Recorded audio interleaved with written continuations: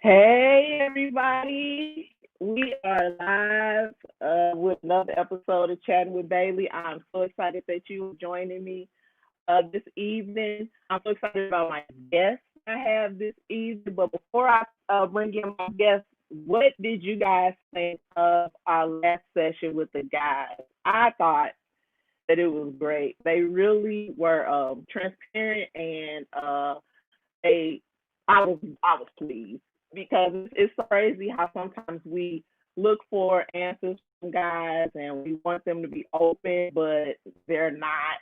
And so to have that refreshing conversation with men and really hear from their perspective was really cool. I got some messages from some of you guys, and you said you want to bring it back. So I'm going to work on that diligently to make sure we get some guys back so we can have more conversation to get more clarity about our relationships with them and what they expect and versus what we expect. So I was excited. So thank you guys for joining in for that. So tonight I have the honor and privilege of hosting someone that's near and dear to me. And I'm going to bring her in. Her name is Melva Paden-Moore. And I've known Melva since I was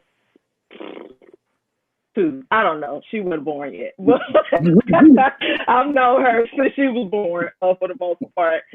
We grew up together. My dad was her godfather, and so we've had a lot of experiences together. But tonight we're here to talk about her new venture. And guys know that I am all about empowering women and making sure that we are boosting each other, because when we can make it, when one make it, we all make it, right? So all about encouraging and making sure that things are going well for them. So while I work on my camera, go ahead, Melva, and introduce yourself. Hello, everybody. My name is Melva Paden-Moore, and I am the founder of Find Out Consulting Group, LLC. We are a financial literacy company that aims to offer financial education to those underserved communities, and not just financial education, but also understanding that there are barriers beyond just being able to afford to invest. Just because you can afford to invest, it doesn't mean that you are ready to engage. So that's who I am, the founder of that. And I'm so excited about it.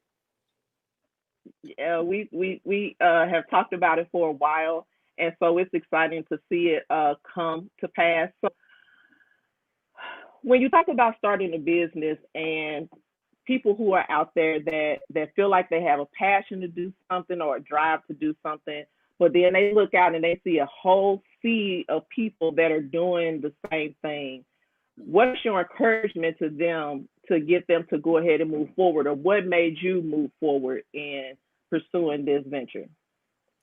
I feel like that's a great question. Actually, you're good at questions. I feel like okay. Listen, we have clicked them into our regular conversation. I don't know how good or bad that is. I've learned that everyone still always have something else that they do that someone else doesn't offer. or another way to do it, or sometimes it's just you doing it that makes the difference. Yeah, everybody might sell clothes, but if I know that, like for instance, if you open a boutique, I already know that your style is already unique and fashion forward. So even though there are 50 boutiques, I'll probably come to yours because you're having what I'm looking for. I believe everyone has an audience. And the idea that, well, I can't make money here, or I can't make money in this city, or I can't make money in this place, I have to move out of town to do it, or I have to do something different to do it. I don't think that's the case. I think you have to pay attention to the demand of the people and then be open to figure out where you can serve them and how.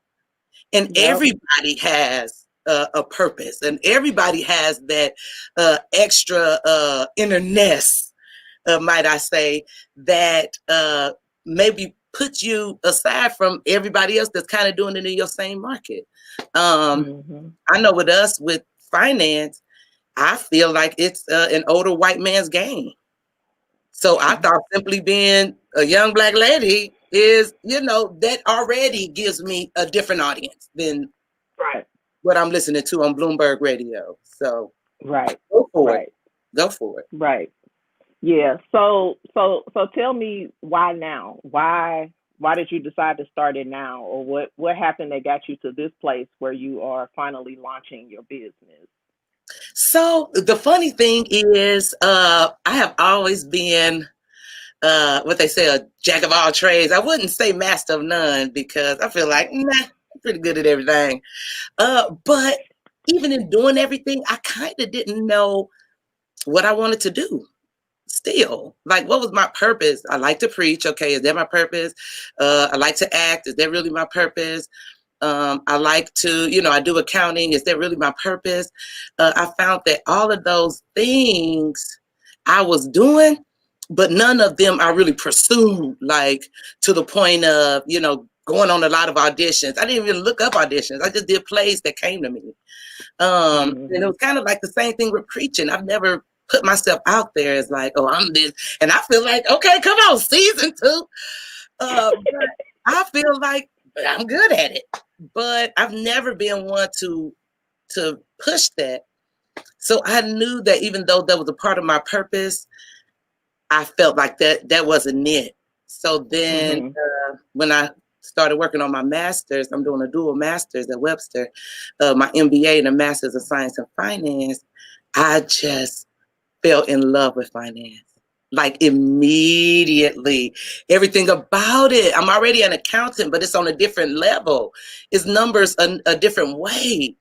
And when I recognized I was hearing a lot of this information for the first time at 43, or 42, 41, 40 when I started that program. And all of my classmates who were, my white counterparts or Caucasian, I don't know which one's politically correct these days, but either way, not us. They all knew, like, they knew that they got the joke. I didn't. So once I realized it wasn't just me, that's when I recognized it was a need. And trying to put something out right away, because we've been working on this since November of last year, I thought I could. I was like, oh, I'm just going to do a podcast. Let me create an LLC. Let me get a domain name. And then I talked to a good friend of mine, Tu King, and he was like, yeah, you need this, and I recommend a team, and I recommend. So then between him and then I ran into another friend of mine, Leo. He just came through and was like, okay, now let's set the foundation. Then my sister Narda came through as the project manager extraordinaire. And then she was like, it's going to take time, but when we roll it out, it's ready. So right. I think that's what you said was crucial, because in any venture, you need a team. There really isn't anything that you can do successfully that you do by yourself. We see, even if we go back to the life of Jesus, Jesus had a team. And it's important to surround yourself with people that can help push the vision forward, and help you do those things that you're not capable of doing, because if you hadn't reached out to those people, then who would have known? So for anybody that's trying to do something, make sure that you put yourself in the room with the people that have the information, and stop being the smartest person at the table. They say if you're the smartest person in the room, then you're in the wrong room. Yes. So, finding those people that can help you push the vision forward. So you talked about, your counterparts, and you hadn't heard the information before. I guess it lends to the conversation of the disparity amongst white households and black households, how finances are taught and developed. Um, if you look at the percentages, I'm not sure what they are, but I think black families make probably 10, or white families make maybe 7, 10 times more than a typical white family. So what can we do then if we know that there are things in place like the redlining of the neighborhoods, the disproportionate approval of loans to black people? Then how do we move forward with our finances to get ourselves to a place where not only we're comfortable, but then we can pass those traits on to our children? I think it starts with working with a team, working as a community. That's the first thing they do, is kind of break that down and break us up. And that doesn't work because you can't do it by yourself for the reason that you said. I can't depend on them to pay me fair wages. I have been self-employed since I could work. And I've had other jobs, but as my grandmother would say, I don't want to be told when I can go to the bathroom. And I don't want them to put a cap on how much I can make. You make this an hour. No, who are you? Especially when you don't want me to make it. We have to be honest and look at the history of even post-Civil War. Here in St. Louis alone, we were thriving. And those who lost their slaves or really didn't have them in the first place, who were poor of other, immigrants from maybe Germany and some of the poor whites, they saw us thriving with hospitals and banks and our own government. And they were like, no, they can't be rich and we're poor. That's not going to happen. Right. And so they answer to an answer higher than what we feel is the law. And that's the agenda, So what we have to do is say, okay, this is where we are. We would love to change it, and we could keep fighting for the change. But in the meantime, what do we do? Right. And that is, make your own money, work with someone. I read this book called A Banker to the Poor, and it's Eunice Muhammad, something like that. I wish I really had the name, but it's a great book. I'm sorry. Well, you gave us the name. We'll figure it out. Okay, Google it. But he specialized in micro lending. And that is basically where you offer small loans. And he came to the United States because he started it in Bangladesh. And what he was doing was basically giving like 5 women in a group, like, here's $25. It's up to the 5 of you all to pay it back. What are you going to do with the $25? One of them said, I can get more material to make scarves, or I can fix my wagon so that I can bring fruit in and sell that. Like, all of them just needed a little bit of money.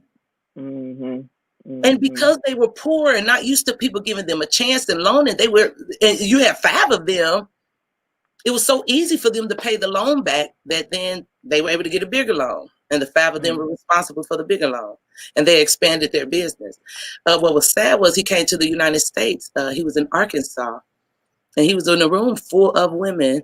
And he asked them, if I would loan you some money, at a low interest rate, at a rate you can afford, because that's the thing. We do go to these banks and get loans.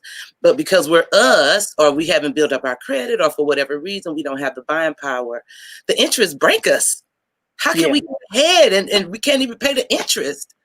Right. So he's telling them, I'll give you, 1% interest, something you can handle, and pay me back when you profit. What would you do? And they just looked at him like,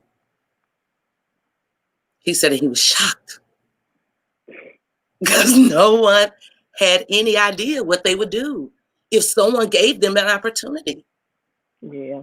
I think that some of the fear, especially within the Black community with banks and we're going to talk a little bit about investing and things like that, is that for us, we've never seen it modeled, for one. And then historically, if you look at, I think it was called the Freedmen Bank, Mm-hmm. where they took the money from the free slaves and put it into a bank, and the government completely mishandled it Mm-hmm. and really did not build, they never built a trust in the banking system. And Mm-hmm. then when you fast forward to now, like you said, with the high percentage rates and things like that, Black people typically are not going to put their money into some type of investment outside of something that's safe, like a 401k or, something through your job. But when you start talking about looking at the stock market and things like that, for those, most of us, if our parents didn't do it and I never knew anything about it, then how do I get to a point where I feel safe enough to move past the ideas or the thoughts that my parents had and get into the game of making money? Okay, so then we have to look at a couple things first. A lot of us, our parents didn't have it. So they wouldn't talk about it or they wouldn't engage because they didn't have the extra money. They weren't being paid the wages, especially at that time. If we had parents from the 60s, 70s, 50s, 40s, they weren't even, my mom was born in 43.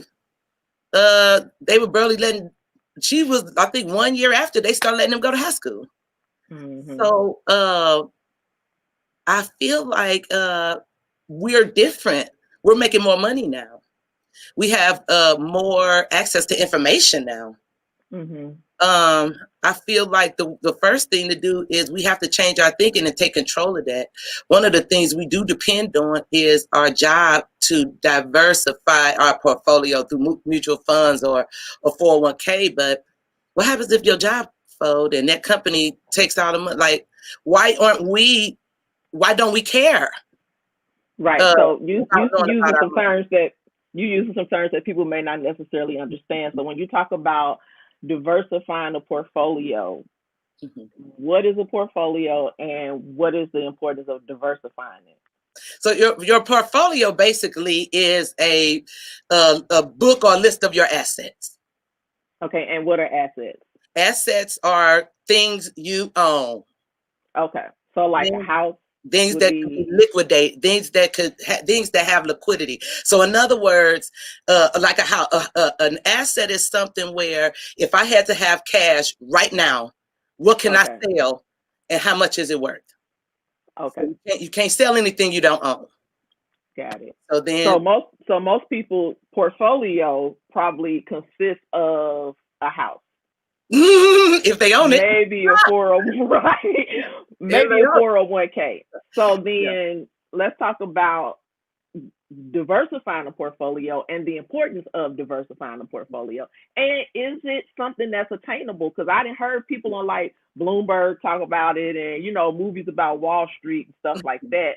But for the people that I know, for the people in my community that's actually right now putting into these susus and stuff like that, trying to get a fast payout, Mm-hmm. how do we learn and what is the significance or the importance of diversifying a portfolio and understanding what that is? So the importance is the more you own, the more you have, right? Mm-hmm. If you need it, it's there. Diversifying it is making it different, involving yourself in different money market platforms. So then you have securities or equities that could be like stock or bonds, and then you have real estate where you can Mm-hmm. own property or rental. You can own the property, and what you do with it is up to you. Rent it out, or if you just have land, that's a part of your the things you own.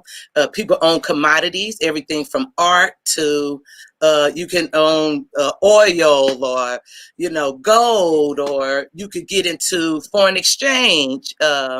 Where you are doing more of a day trading type deal where it is every day, but all of that is a part of this is what I own. If you have an account, say for instance, like a foreign exchange account or FX account, and your account is funded with like $25,000 from money that you've made getting into various, trades. If you need that money, you can pull it out. That's yours. So you add that would be on your list of these are the things I own. These are my assets, and I want to own a lot of different things because you would want your money to come from different sources, because if one thing crashed, you don't want to be ready to blow your brains out. If the stock market crashed and you have real estate or property, then it's like, okay, this is down, but if worse come to worse, I can always sell, my grandfather had 80 acres and a lake. So then down in Arkansas. So even after he passed away, when times were hard for his children, they could sell 20 acres here, 15 there, another 40 here. That's money. Right. That's something you own. And that's kind of what we need to. The Bible say money answers all things. It does. I was looking at a show on TV, and they were talking to a black farmer in Oklahoma. And he said the two things that they aren't making any more of is land and time. So it's great to get in on that and have some real estate, and then, like you said, to diversify the things that you own so that money can come. Because that's how people are able to really put their kids through college and stuff that without children coming out. Mostly with our children, we come out of college in debt. Yeah. We start off behind the 8 ball. Yep. But when you have a method of diversifying the money that you can access, then you can pay those college bills without worrying about your children coming out and needing, $500 a month with a minimum wage job to pay, student loans and things of that nature. So you could do what they do and buy your child a house as their wedding gift. Right, exactly. So they already come out with ownership, with property, and not in debt. And I want to get back to what you said with time. That's why we say, why now? Because the one thing you can't get back is time. And in retirement or in thinking about your future or investing for your future, time is money because you have to have the time to compound your money. I tell people all the time, they say, well, I want to retire at 60. Let's start here. I want to retire at 60 and I want to still pull the same amount that I've been pulling while I was working. So then I want to pull, $50,000, $60,000 a year as my spending allowance for the year after I pay my house out. What I mean, you have to save, literally. And you have to hope. You have to have $50,000 a year that will last you from the time you're 60. If you're going to live to 80 to 90, you're talking 20 or 30 years of trying to pull $50,000 a year. Because let's be realistic. Social Security is not really, let's pray that when some of us get there, it's there. Yeah. But if you're talking about retiring, even on 40, 50,000 a year, if you don't have a pension in place, if you're self-employed, if you are, if your job, a lot of jobs just don't offer pensions. Mine do, thank the Lord. But if you don't have a Roth IRA, which is a pension, that's something you can do yourself. You can get that yourself. Yeah. And it's so funny how we pass down bad information. So when I started my job with the government, and I was in the room with the HR person filling out my paperwork, and one of the questions was, do you want to pay into a 401k? And the HR guy was like, oh no, don't pay into that. That's like the stock market. It'll crash and then you'll lose all your money. And I listened because he was the HR guy. So I was like, So then about a year later into my job, I had a supervisor, a black man, who said, so are you maxing out your contribution to your 401k? And I said, no, because the HR guy told me that it was a bad idea. He's like, are you crazy? Like, you can take loans out for yourself and you can do all sorts of things because it's your money. So then I had to go immediately and I had to increase my percentage to do a to catch up for the time, that I listened to somebody who I trusted, but if you don't really know the information, you don't know when somebody told him that. And he was older than me, so I'm sure that 401k could have really come in handy for him, but he wasn't paying into it. So it's just that misinformation in the community that we have to get past. So then, but this is the thing. We love to say my mentor and teacher. I love him, Brady. Every answer in finances, it depends. Literally. Should I do this? It depends. A 401k, it depends. Because he's right. Did you notice when COVID hit? Did you look at your 401k? We had people that was like, no, I did look at my 401k, and I did that on purpose because I know that it's based on the stocks, and I have mine in a very aggressive fund. So I knew I moved it from the general fund to an aggressive fund. Yeah. Just left a little in the general fund. So and I play around with it every once in a while, but I hadn't looked at it until I kind of heard the word that we were coming back over that hump. Okay. But I know people who, and because my 401k for me is really for retirement, I'm not messing with it. But I have a friend who looked at his and he almost cried because he kept bragging about, oh, look at how much money I got. And I was like, yeah, look at it now. Not so much, so. But I left it. I've just left it alone. He was Anthony. He was like 60,000. But imagine if you were ready to retire, right? And and then we are still in COVID. We are. It ain't going away. Because it is a mutual fund. And the one thing the great thing about a 401k is it's a guaranteed return.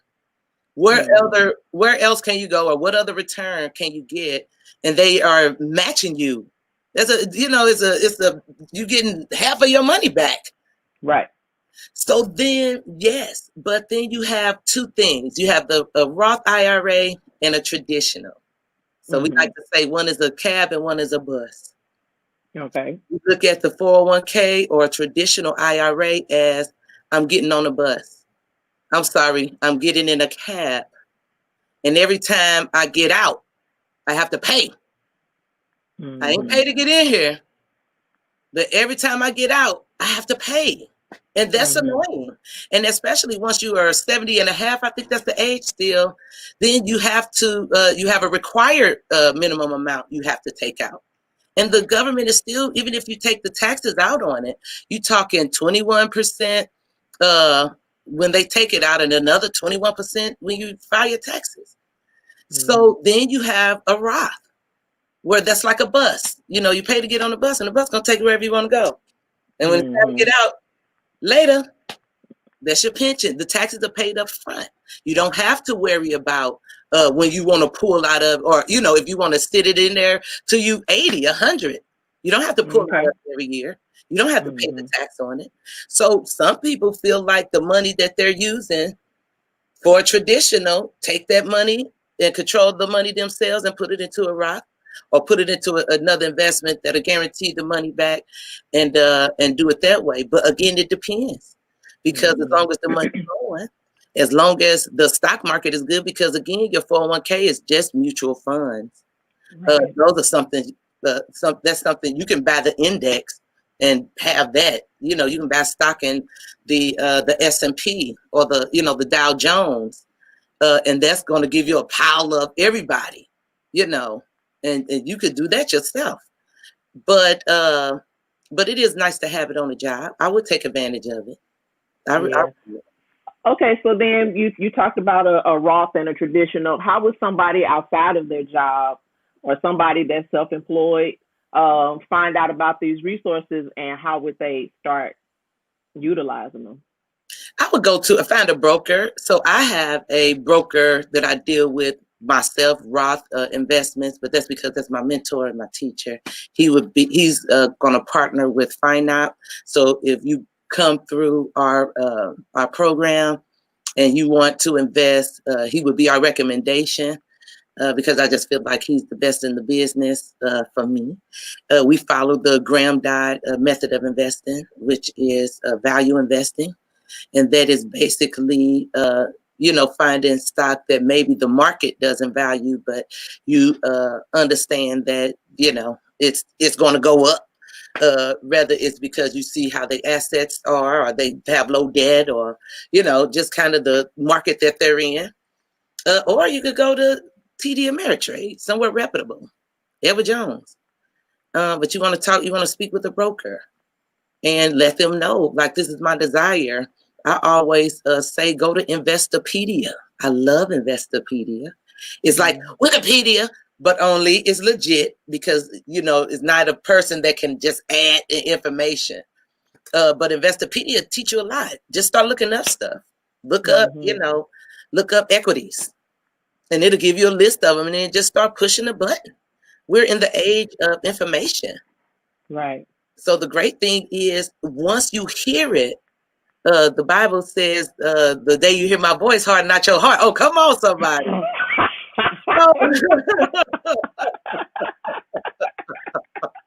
Okay. And open enrollment at work is, I don't know if I'm supposed to read these, but it is. Yeah, it's you can. Opportunity. But you don't want to go blind either.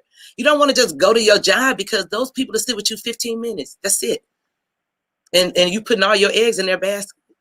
So you go to work, HR sit with you, well, you can do this, this, and this. But what if I don't know? And then they start sending you the quarterly reports, and a lot of us get this thick packet, but we don't even know how to read it. We don't know how to read it, right? It's almost impossible to read, right? So then I hear what you're saying, and I like what you're saying. Then what part does Find Out play? What would I come to Find Out for? We are what we love to say are your accountability partners. No man is an island. No man stands alone. I would have done it like somebody else, but we're not going to speak of the, you know where I'm going, fine. You get the joke. I'm sorry. But no man is an island. One of the things we found in our research is, when we put surveys out, is people have the desire to engage, but it's hard to do it by yourself. Mm-hmm. And what Find Out wants to do is connect you to a network.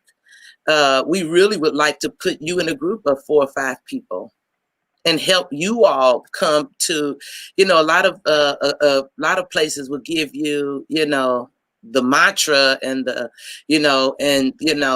affirmations and, this is what you say every day, do this, but okay, I'm saying it, but I'm by myself. Where can I get further resources and education? What if I feel like I've made it to this step in the, in the process? Because like we said with Find Out, we understand that there are barriers to why, to just say, I don't save my money or I don't trust investment. Why? Right. And we try to look at 4 parts of your life, spiritual, socially, intellectually, and physically. Now, what does my spiritual life have to do with my finances? Because a lot of people, faith dictate how they spend their money, how they save their money. If you don't believe in the tithe, if you don't have the discipline of the 10%, or if you don't feel like, that is significant, then you won't do it. And maybe it could work for you. The one thing I love about listening to Rockefeller, ever since he was 10 years old, he said he knew the concept of sowing. Mm-hmm. And so if you don't have any, and I'm not saying that you have to be religious or Church of God in Christ or apostolic or Baptist as far as the spiritual piece of it, no. But what we're saying is, what do you connect with? And whatever you connect with, what does it say about the goal you're trying to achieve? Mm-hmm. One of the things that I noticed where I felt like I was lacking spiritually, so we do what we call the wheel of life, because we understand that your life can't move forward unless it's balanced. I look balance. Oh yes, I know. Balance. And so when I look at balance, and when I looked at being balanced spiritually, and I rated myself from a 1 to 5, Yeah, I am. As they would say, saved, sanctified, filled with the Holy Ghost, devil fire, will speak in tongues, and the Spirit give utterance. Okay. But I had gotten out of the habit of praying and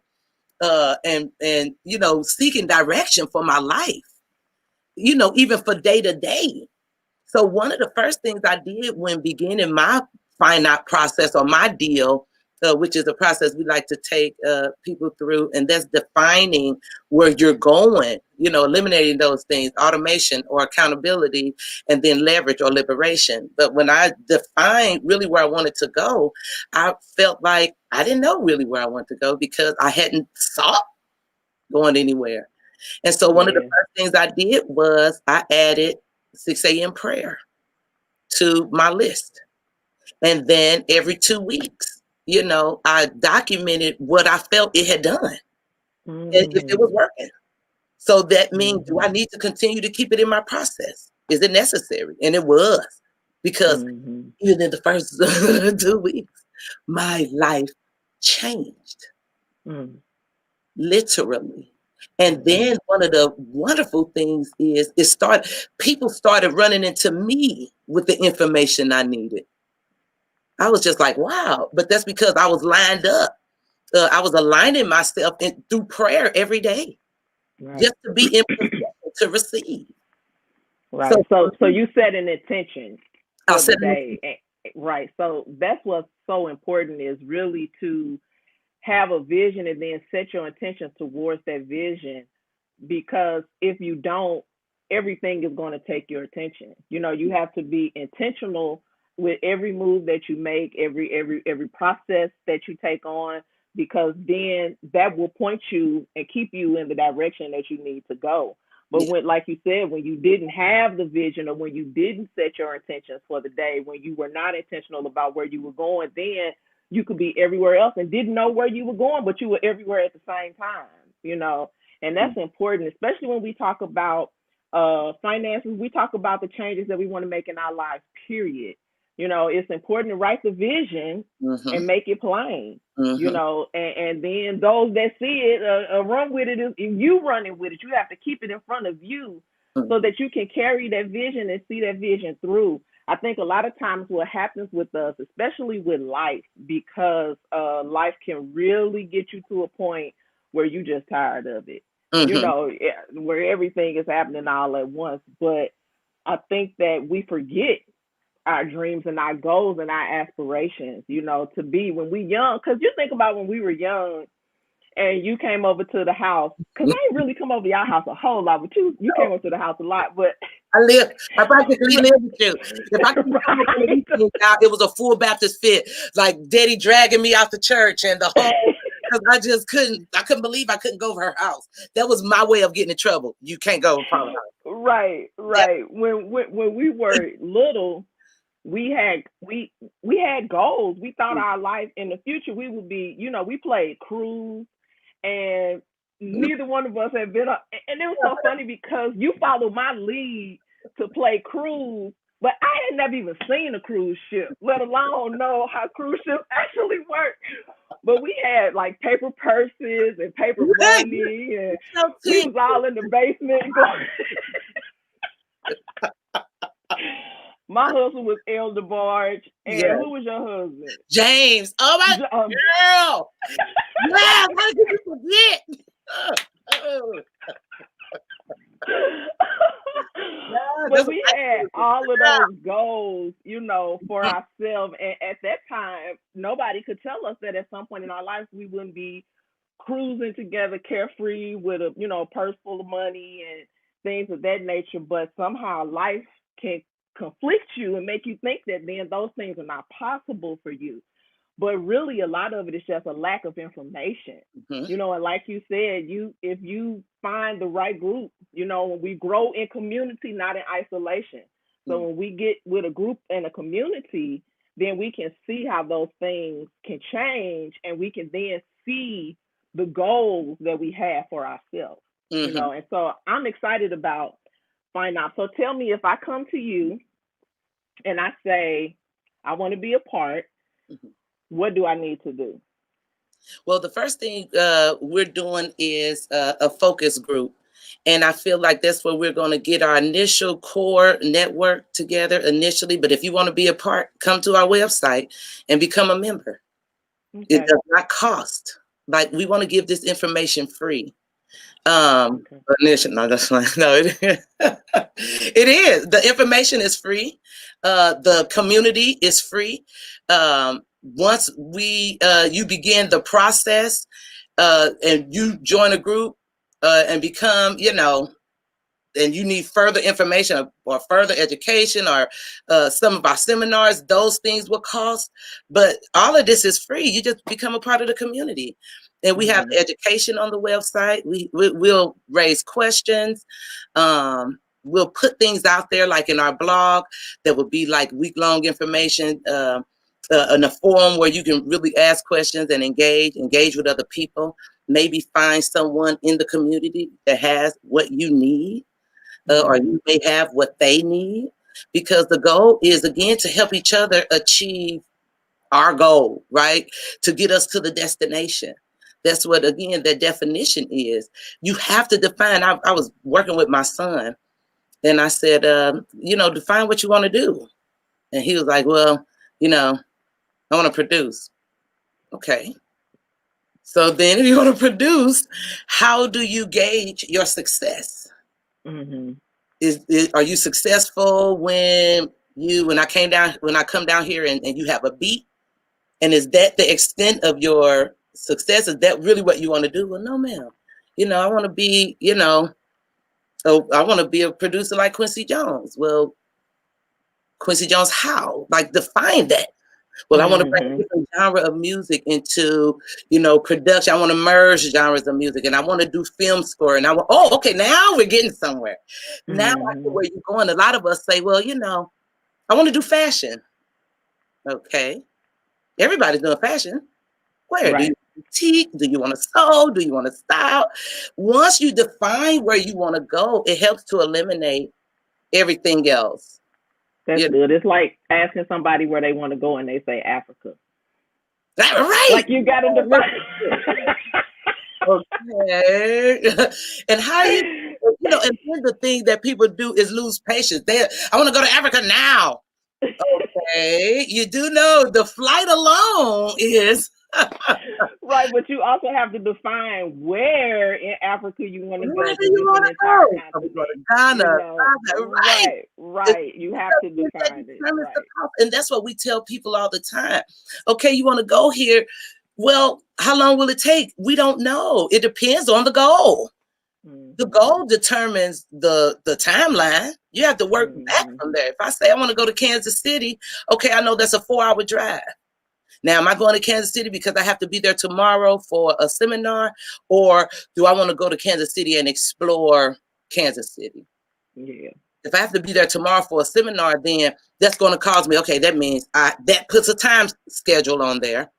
And that means I have to pack. I have to do this. I have to line everything up to go with my journey to Kansas City and get in there tomorrow. So do I need to be rich in order to diversify my portfolio? Do I have to make a minimum amount of money, or no? What? No. So I could just be anybody and diversify my portfolio. Well, let's say this. We want to make sure, because even when we look at the process, we do look at Maslow's hierarchy of needs. You have to be able to engage. So you have to have, like, your basic needs met, your basic, relationships in place. The reason we do a holistic approach to it, because if I'm worried about, like, me and my mom aren't speaking and my kids are haywire, I'm not thinking about saving my money. I'm just not. I'm not in a place. I'm not there. So help me create a system where I could get my mom in place, get my kids going, and then I'll let you know when I'm ready to engage. We want to walk you through that entire process. As far as money, though, no. To diversify your portfolio, you could do penny stock. You could do options. Options isn't an asset. It just gives you control over. It gives you control over, basically, stock, over shares. But what it would do is build your money up so that you can buy stock later on. You can Mm-hmm. find, the cheaper things to get into, FX trading, trading foreign exchange, or real estate investment trust. I like to talk about that a lot because that's a way of owning real estate without owning physical property. You can own shares, and a lot of them are $12, $13 a share. So put $500-$600 aside, you have a nice amount, and you own real estate in Barnes Hospital, or real estate investment trusts are typically real estate companies that own like hotels, apartment complexes. You could drive down the street and say, okay, Berkshire Hathaway is building a new apartment complex. Let me see how much it is to get, if they offer REITs, if they offer that. But you can find another, just looking in your neighborhood, see who's expanding, and see if they are publicly trading, the trust account. And you can So bounce. you can actually have stock in some of the commercial buildings that are being built. Absolutely. That's how they fund building them. That's where they get the money. Wow. And a lot of those are cheaper than just regular stock. I ran into a lot of real estate investment trusts that were $11, $12, $13 a share. So you don't have to be rich, or if, say for instance, you want to own Apple, people don't realize you can own pieces of a share. Yes, a share is, might be $1,200, but I only have $200. So I want $200 worth of Apple. There you go. It's on your portfolio. You own that. That's an asset. Wow. And as it you climbing with it. We look at like value stocks. So I think of a place like, say for instance, the people who make cups for Starbucks. Well, I know they're getting ready to build 5 new Starbucks. Let me find out who make the cups. More than likely, their stock is going to be way cheaper than Starbucks. They'll probably be what they call a small cap company, where your basically your worth is less than $2 billion. So then, but they still making money hand over fist. They still, their stock is still growing, because as long as Starbucks is successful, they still have to make cups. And so then those shares may, be cheaper than, that's just an example. I don't know what their shares are today, but I know like a year ago when I checked, it was way cheaper, like $7, so it just depends. Right now, vaccines, even though, you can't really, once the vaccine come out, it's basically free, so you don't really make your money. But a lot of people are getting in now on companies that's talking about doing vaccines just to get in and out. Throw a few dollars in there, and don't take my advice. Listen, don't sit here and be like, she said. I'm not saying that. I'm just throwing out, these are examples of ways to look at stock without feeling like you have to buy the farm. So don't say, she told me and now I lost all my money because I went out and invested in vaccines. I'm not saying that. I'm just saying, be creative. Right. Be creative. Look at Yahoo Finance, and they have the news. You could look up a place. Warren Buffett always say, don't invest in a company that you don't know anything about. He didn't know anything about tech, so he didn't invest in tech. He invested in railroads. He knew how railroads made their money. So if you work at a clothing store, work at Ralph Lauren, that people, around Christmas, it spike. That's something when the money comes. So then you could be one who invests in there because you work there, and when the money gonna jump, and when to get out, when it's gonna go down, or how to ride it out. So right. Cool. So you talked about the focus group. If I want to be a part, then I go to the website and I sign up. And then is there a deadline to sign up? No, we haven't set a deadline yet. The focus group is on, it's on the 19th. We at first were, toying with the idea of, if some people come, or having certain, like a welcome kit or package. But since everything is going to be over Zoom, and it's kind of like a really laid back type thing, we're really kind of trying to assess the needs of the people, what the demand is, seeing how we can best serve. So you can register up until the day of. And the date is the 19th. The 19th of August, next Of Wednesday, August. 6 to Okay, 8 okay. Central. 6 p.m. You said Central? Yes, Central. Okay. So 7 to Okay. 9. I know y'all famous out there on that East Coast. We know it. All right. So this has been an amazing conversation.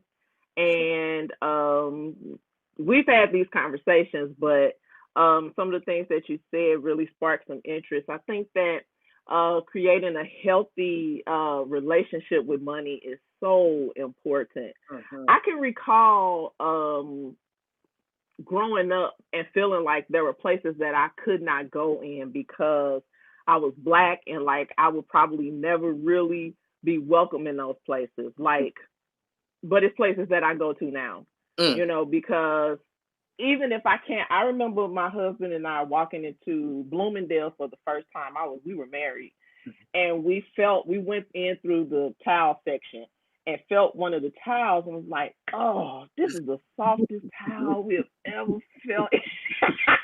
We were just in awe, with everything. That towel was like $65, and we were like, oh, we can never, this would be so crazy. But when you change your relationship with money and then setting those goals for your finances, then you really can see a difference in the way that you feel about it. Not setting. I've learned that I had to change my relationship with things. Like setting my dining room table just for people to come and look at. That doesn't make sense. Like, use your plates, sis. Carry your handbag, ma'am. It's not just a special occasion. So it's just things like that, and it's a process that we have to unlearn and then relearn. So I'm excited about FINOP and helping people get to a healthy place with money, so that we can all be okay. Because like I said, when one make it, we all make it. So that's important. So I want to thank you for joining me. Yeah. And next time we get together on here, we'll just talk about other stuff. Current event. This is Friday, but honey, I get to talk and I can talk. Okay. One thing that I want to point out right quick is go ahead. The accountability piece. When I decided to start praying at 6 a.m., I don't feel like I would have really kept up with it if I didn't have a mandatory 7 a.m. call with my chief of staff, and really that text in at like 6:30, asking if they have any prayer requests, with my team. And I felt like that obligated me to get up and pray. It makes a difference when you're not doing it by yourself. A lot of stuff fall apart. We become discouraged and weary. There's nobody there really to pump you up or cheer for you, or to say, no, you have somebody to answer to. You have somebody to report to. We have every 2-week reporting, and every 2 weeks we have to say, we accomplished one of the goals we set. And what we're doing is we're finding that things are getting done. So it makes all the difference. Having someone, teamwork makes the dream work. But so one last thing you said, for clarity's sake. So when you start, just because you started FINOP doesn't mean that you have all the answers and that you have it all in order yourself. No, we provide. Listen, no. I am in the process too. But it's not just that. One thing I do feel like I have together is I am vetting and have vetted the process. Right. I've seen it work. I've done it with a team, and we're seeing it work in our life. Things have changed. People are noticing the change. But no, I'm not perfect. I don't think anybody's perfect. But we do have resources and tools and ways that we find encouraged us to continue on just by finding our own inner strength. Real quick, I'm reading another book called Acres of Diamonds. And the one thing that the man did in that book was spend all his money to explore these acres of diamonds in the mountains. They told him, well, you want to find acres of diamonds, then get out and find them. He said, okay, I'm going to get out and find them. Got out, spent all his money. Girl, died out there. Homeless, everything. The priest came back to his land to talk to his successor, and saw this something shiny. And basically, long story short, the man was sitting on acres of diamonds. Still to this day, that's one of Wow. the biggest diamond mines. His diamonds sit in the crowns of monarchs, and he never knew. So you have to dig in what's inside of you. We always so busy Right. trying to find I need a coach, I need a therapist, I need this, all we want to do is help you sort out what's in you, Yeah. and then and draw strength from there. Because all of us Outstanding. are acres of diamonds. Yeah. Mm. That is a great ending. So thank you everybody for tuning in, and I will see you the next time on another episode of Chatting with Bailey. Bye. Yay, bye.